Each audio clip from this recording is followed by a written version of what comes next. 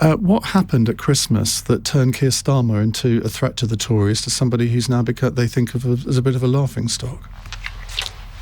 I think they'd be foolish to think that, if that's what they think.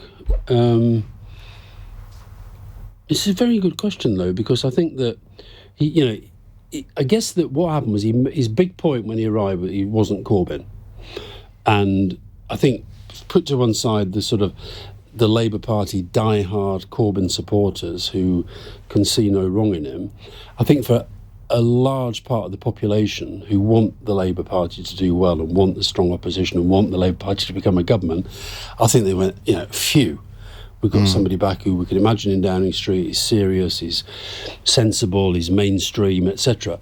I think that a combination of things have just reduced his impact. One that he keeps going on about, I think a bit too much actually, this thing that COVID has made it very difficult to get out and about and meet people and so forth. I think if you're a top flight politician, you can always get out and about, not least by coming and sitting and talking to you. You can connect with the public.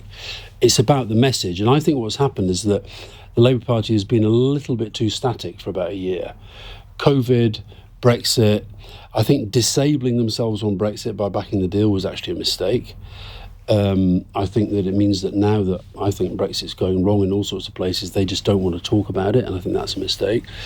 And I think maybe, I talked about earlier about, how hard it is, and even something like Gordon with all his experience, when he got to the top, it was like, oh, this is really quite difficult. And I think we underestimate that. But I still think Keir's got a lot of strength and a lot of qualities. In a funny sort of way, I hope the Tories think that, because I think that might be a bit of a mistake.